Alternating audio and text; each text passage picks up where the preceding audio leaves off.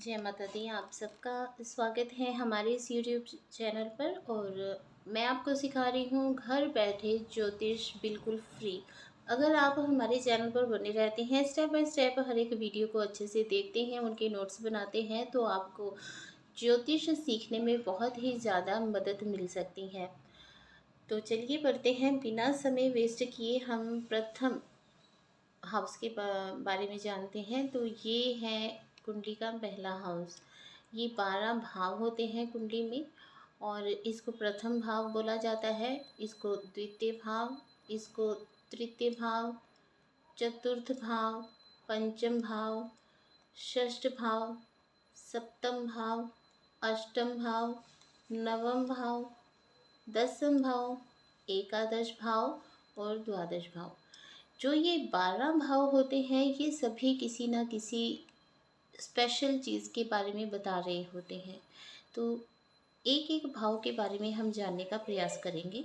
तो जो प्रथम भाव होता है, इससे जाना जाता है व्यक्ति के स्वभाव के बारे में। व्यक्ति का स्वभाव कैसा होगा,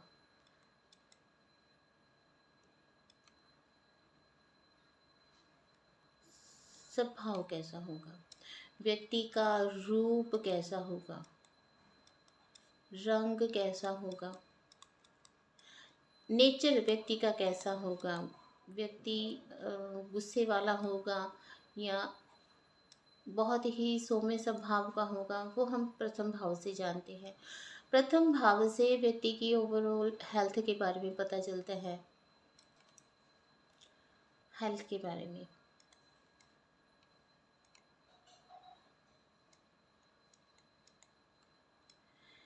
ठीक है। और फर्स्ट हाउस से ही व्यक्ति के सुख दुख का पता चलता है। जीवन में सुख रहेगा, दुख रहेगा, क्या जो चीज़ें हैं, आत्मा के बारे में देखा जाता है, साहस के बारे में देखा जाता है, व्यक्ति के शरीर की बनावट कैसी होगी, प्रारंभिक जीवन कैसा होगा, कार्य कुशलता कैसी रहेगी, ताया दादा पितामह, वो सब फर्स्ट हाउस से देखा जाता है। और इसका जो कारक ग्रह है, कारक ग्रह जो है फर्स्ट हाउस का, वो है सूर्य।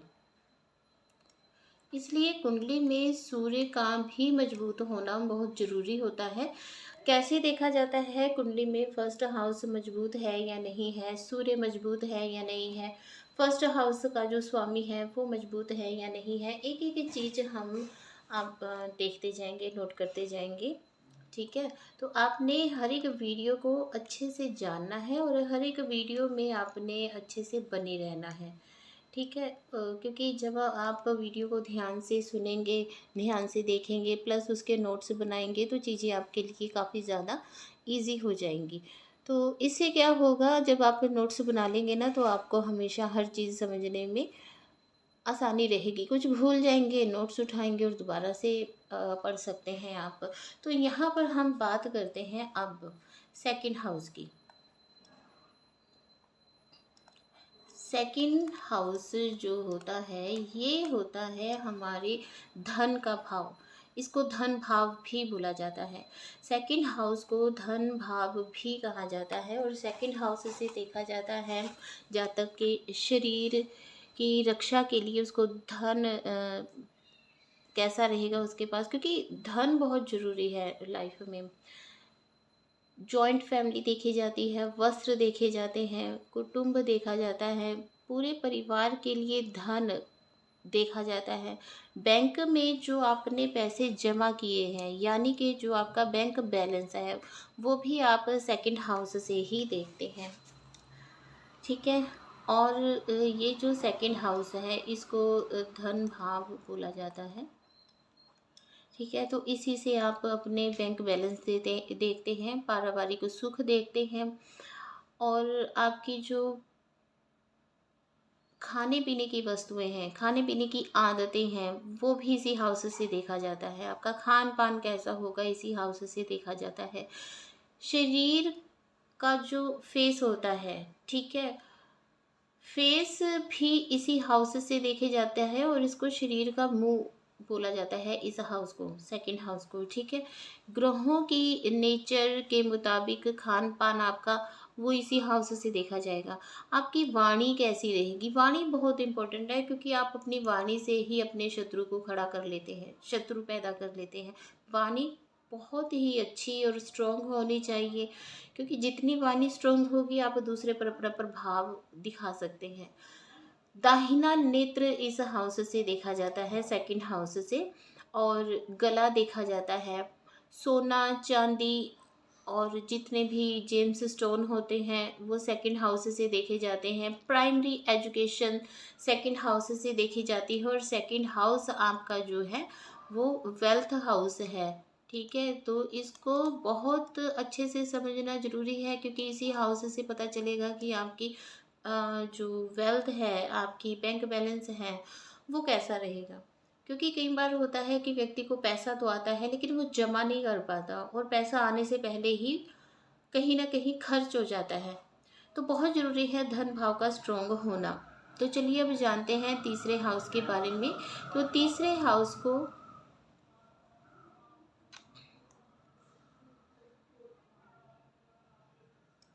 ये जो थर्ड हाउस है, इस थर्ड हाउस को,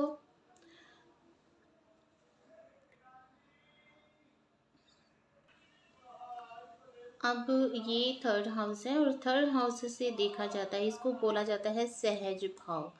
तो थर्ड हाउस को हम सहज भाव बोलते हैं, और ये हाउस जो होता है छोटे भाई बहनों का भाव माना जाता है। छोटे भाई बहनों का सुख यहाँ से देखा जाता है। यहाँ से पराक्रम देखा जाता है, बोल्डनेस देखी जाती है, छोटी छोटी यात्राएं विद इन सिटी देखी जाती है। नौकर का सुख दुख इसी हाउस से देखा जाता है। ये थर्ड हाउस है, इसको सहज भाव बोलते हैं। हमारे पड़ोसी कैसे होंगे, हमारा दायां कान, दाहिनी भुजा, हमारा जो ब्रीथिंग ट्रबल्स है वो यहाँ से देखे जाते हैं। फेफड़े इस हाउस से देखे जाते हैं। संचार साधन वो इस हाउस से देखे जाते हैं। आपके सुनने की शक्ति इस हाउस से देखी जाती है। लिखने के राइटिंग वर्क जो होता है वो इस हाउस से देखे जाते हैं। और इस हाउस का जो कारक ग्रह है वो है मंगल, ठीक है। थर्ड हाउस का कारक ग्रह जो है वो है मंगल। तो अब बात करते हैं फोर्थ हाउस के बारे में। फोर्थ हाउस को हम सुख भाव कहते हैं। ये सुखों को देने वाला हाउस है, सुख भाव, ठीक है। यहाँ से खुशियाँ देखी जाती हैं। माँ का घर, संपत्ति, पशु, लग्जरी आइटम्स, वाहन, बाग बगीचे, फार्म हाउस, छाती, हृदय के रोग, तालाब, कुआं, भूविद्या, फार्मिंग, +2 तक की विद्या, पढ़ाई यानी कि पैतृक संपत्ति, छल कपट थर्ड हाउस से देखा जाता है। और इस हाउस से देखे जाते हैं भोग्य पदार्थ, मतलब कि आपने जो लग्जरी इकट्ठी की है उस लग्जरी का आपको सुख प्राप्त होगा या नहीं प्राप्त होगा। आपने वाहन खरीदा, क्या वाहन का सुख आपको मिल पाएगा, आप वाहन का सुख ले पाएंगे, वो सब चीज़ें जो है वो फोर्थ हाउस से देखी जाती हैं। और फोर्थ हाउस का यानी कि चतुर्थ भाव का जो कारक ग्रह है वो है चंद्रमा और बुध।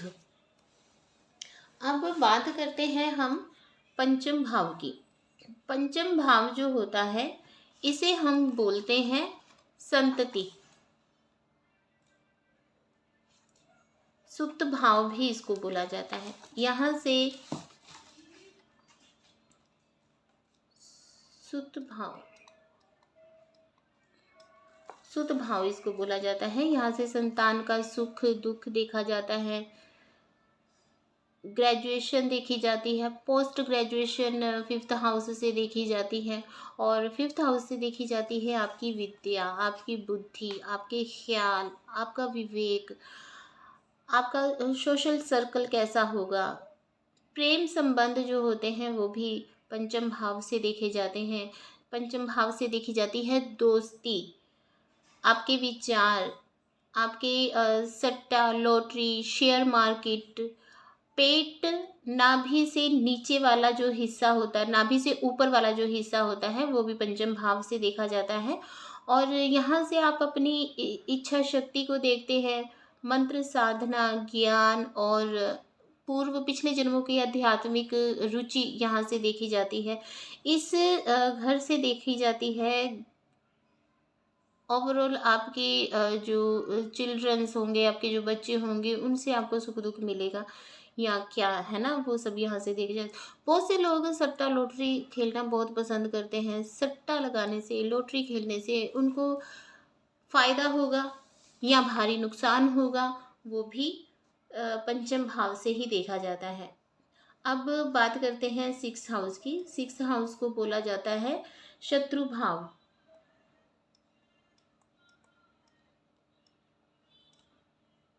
ये शत्रु भाव है, यहाँ से रोग, ऋण, शत्रु देखे जाते हैं। रोग भी इसी हाउस से देखना है।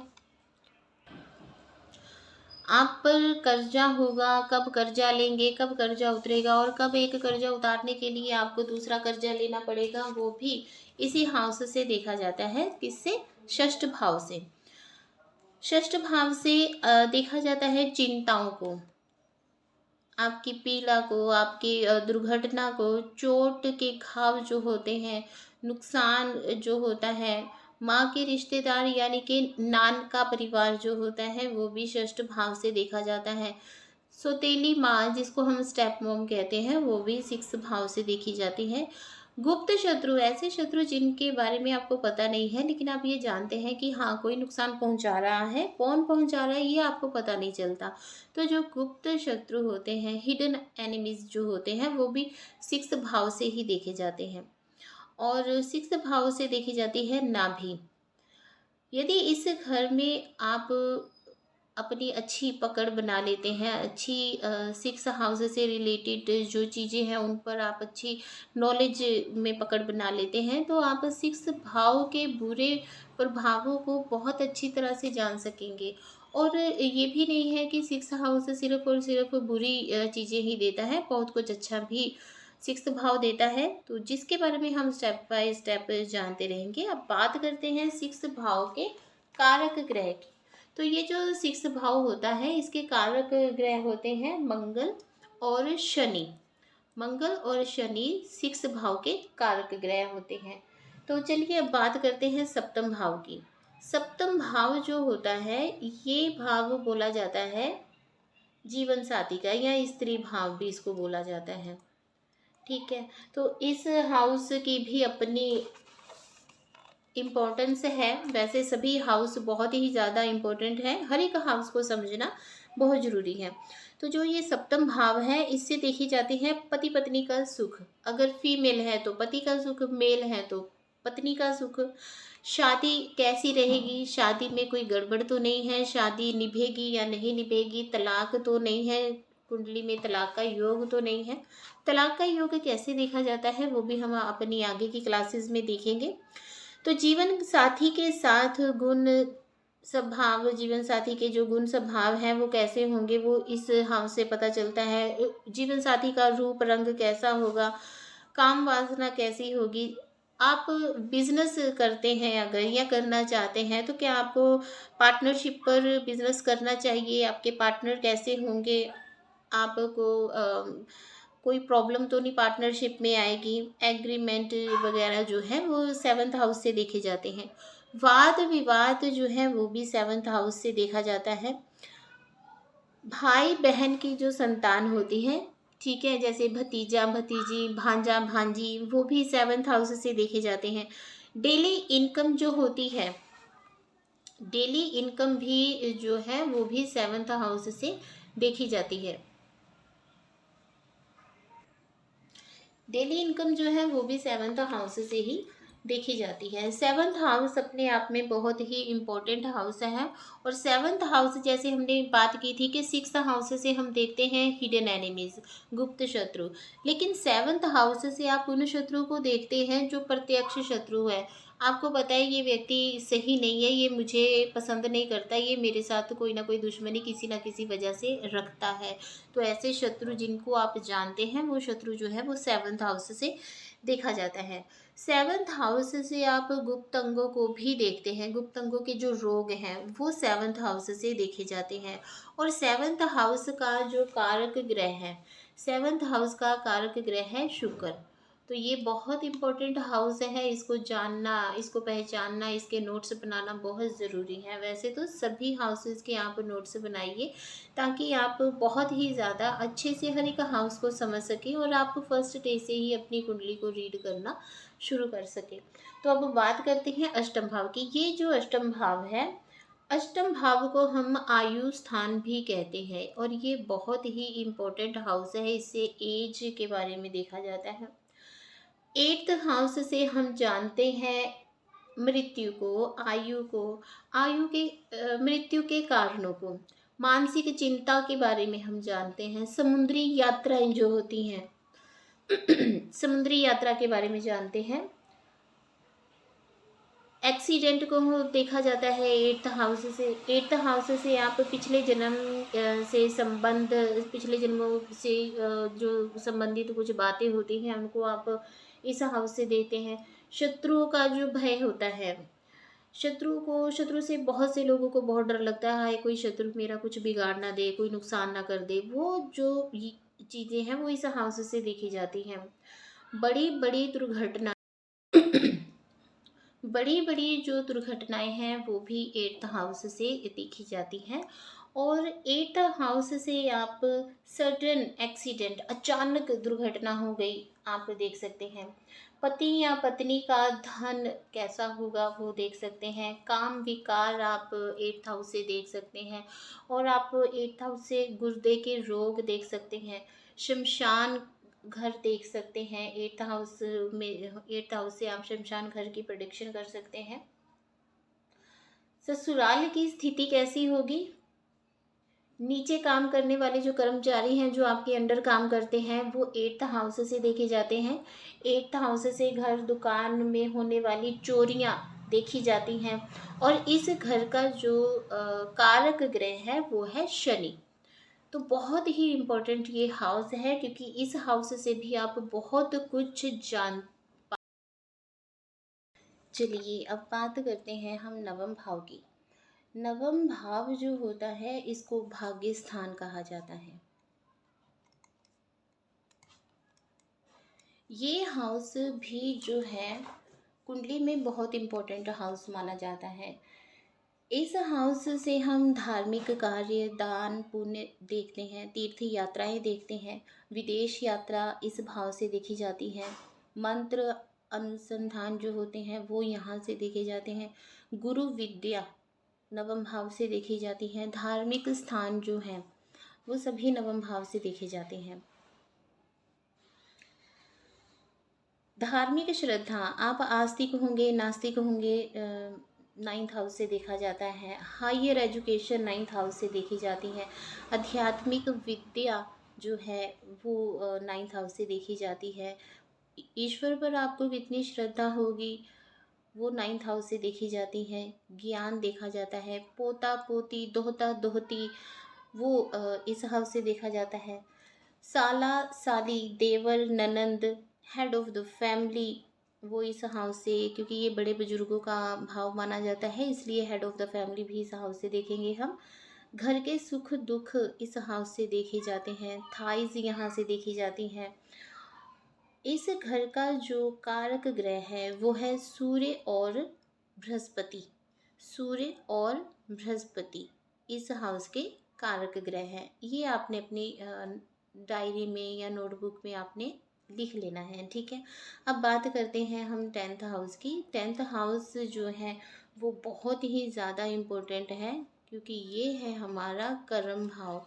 कर्म भाव बहुत ज़्यादा स्ट्रोंग होना ज़रूरी होता है। अगर कर्म भाव आपका स्ट्रोंग है तो आपकी आजीविका के साधन अच्छे होंगे, ठीक है। व्यापार आपका अच्छा होगा अगर आपका टेंथ हाउस अच्छा है, बली है। पिता का सुख इस हाउस से देखा जाता है। पिता के द्वारा आपका पालन पोषण कैसा रहेगा। कई बच्चे जो होते हैं वो पैदा होते ही अपने पिता से दूर हो जाते हैं, तो वो सब चीज़ें यहाँ से देखी जाती हैं। अधिकार प्राप्ति इस हाउस से देखी जाती है।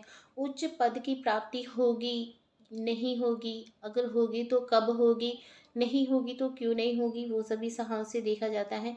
कारोबार में आपको सफलता मिलेगी या असफलता मिलेगी, वो भी आप इसी हाउस से देखते हैं। बहुत से लोग राजनीति में अपना भाग्य आजमाना चाहते हैं, तो पॉलिटिकल करियर जो होता है वो भी 10th हाउस से ही देखा जाता है। शरीर के अगर अंगों की बात करें तो जो घुटने हैं वो 10th हाउस से देखे जाते हैं। इस हाउस का जो कारक ग्रह है वो एक नहीं है, बल्कि चार चार इस हाउस के कारक ग्रह हैं। वो हैं सूर्य, बुध, गुरु और शनि। सूर्य, बुध, गुरु और शनि 10th हाउस के कारक ग्रह हैं। मैं इसलिए रिपीट कर देती हूँ ताकि आप अच्छे से समझ सकें और फिर उसको नोट कर सकें। तो अब बात करते हैं 11th हाउस की। 11th हाउस को हम कहते हैं लाभ स्थान। अब देखिए, ये था सेकंड हाउस, और सेकंड हाउस से हम देखते हैं धन को, जो आपका बैंक बैलेंस है। और जो ये 11th हाउस है, यहाँ से आप देखते हैं कि आप कितना धन कमाएंगे, आपकी गेन्स क्या हैं, ठीक है। इस घर को आय भाव या लाभ स्थान के नाम से भी जाना जाता है। धन लाभ की संभावनाएं इस हाउस से देखी जाती हैं। आपके जो डिज़ायर्स हैं वो इस हाउस से देखी जाती हैं। इच्छाओं की पूर्ति होगी, नहीं होगी, आपकी इच्छाएं कितनी ज़्यादा होंगी, वो सब इस हाउस से देखा जाता है। बड़े भाई बहन इस हाउस से देखे जाते हैं 11th हाउस से। पुत्र वधू यानी कि जो बेटे की पत्नी होती है वो इस हाउस से देखी जाती है। दामाद इस हाउस से देखा जाता है। माता की मृत्यु जो है वो भी 11th हाउस से देखी जाती है। माता की सेहत, अपनी माँ की सेहत कैसी रहेगी, वो यहाँ से देखा जाता है। जीवन में सफलताएं मिलेंगी, वो 11th हाउस से देखा जाता है। बायां कान आपका, वो जो है इस हाउस से देखा जाता है। आपकी बाई जो बाजू है, शोल्डर है, वो भी आप इसी हाथ से देखते हैं, इसी हाउस से देखते हैं। और इस घर का जो कारक ग्रह है वो है देवगुरु बृहस्पति। अब बात करते हैं 11th हाउस की, और 11th हाउस को हम बोलते हैं व्यय स्थान या खर्चे वाला भाव। ये व्यय स्थान है, ठीक है। ये भी अपने आप में बहुत ही ज़्यादा इम्पोर्टेंस रखता है। ये नहीं है कि इस हाउस का नाम व्यय है तो इस हाउस को हम इम्पोर्टेंस नहीं देंगे, ये खर्च वाला भाव है तो इसको इम्पोर्टेंस नहीं देंगे, ऐसा नहीं है। ये जो 12th हाउस है ये भी बहुत इम्पोर्टेंट है, और यहीं से देखा जाता है व्यय और अपव्यय। यहाँ से आप देख सकते हैं दंड यानी कि सजाएं, नशेड़ी, जेल यात्रा, मुक्ति, त्याग, मोक्ष, विदेश में सेटलमेंट। आजकल लोग बहुत ही ज़्यादा विदेशों में सेटल होने के लिए स्ट्रगल कर रहे हैं। आपको विदेश में सेटलमेंट आपकी होगी या नहीं होगी, वो भी इसी हाउस से देखा जाता है। बायां नेत्र भी इस हाउस से देखा जाता है, और हॉस्पिटल भी इस हाउस से देखा जाता है। बेड कंफर्ट यानी कि शैया सुख जो होता है वो भी इस हाउस से देखते हैं। एक्स्ट्रा अफेयर्स जो हैं वो भी 12th हाउस से देखा जाता है। विश्वासघात, कोई आपको धोखा देगा या आप किसी को धोखा देंगे, वो देखा जाता है। संतान की मृत्यु जो है वो भी इस हाउस से देखा जाता है। और इस हाउस से आप देख सकते हैं राजकीय संकट, ठीक है, मृत्यु के बाद की यात्रा, मोक्ष, वो भी इस हाउस से देखा जाता है। ये हाउस भी बहुत ही ज़्यादा इम्पोर्टेंट हाउस है। और इस हाउस का जो कारक ग्रह है वो है शनि। तो मैंने आज आपको 12 हाउसेस के बारे में डिटेल से जानकारी दी है कि किस हाउस से आप क्या देख सकते हैं, प्लस मैंने आपको सभी घरों के, सभी भाव के, सभी हाउसेस के मैंने आपको कारक ग्रह भी बताए हैं। अगली वीडियो देखने से पहले आप इस वीडियो को 3-4 बार देखिए और वीडियो को देखने के बाद आप उसके नोट्स बनाइए। जब आपके नोट्स बन जाएँ और आपको ये पक्का हो जाए कि अब ये जो चैप्टर है आपने अच्छे से समझ लिया है, उसके बाद ही आप अगली वीडियो की तरफ जाएँ। ठीक है? जब तक आप इस वीडियो को अच्छे से नहीं समझ लेते हैं या इस वीडियो के अच्छे से नोट्स नहीं बना लेते हैं, तब तक आपने अगली वीडियो की तरफ नहीं जाना। तो मैं 1 टू 1 क्लासेस भी लगाती हूँ। अगर आप ज्योतिष सीखना चाहते हैं बिल्कुल आसान सूत्रों के साथ, तो आप 1 टू 1 क्लासेस ऑनलाइन या ऑफलाइन लगा सकते हैं। तो अगर आप क्लासेस जॉइन करना चाहते हैं तो हमारा जो फ़ोन नंबर है वो है 8054543656। आप इस नंबर पर संपर्क कर सकते हैं, अपनी सीट बुक करवा सकते हैं। ऑनलाइन और ऑफलाइन दोनों तरीक़ों से मैं ज्योतिष सिखाती हूँ, बहुत ही आसान तरीक़ों से, और प्रैक्टिस भी रियल केस स्टडी पर करवा देती हूँ।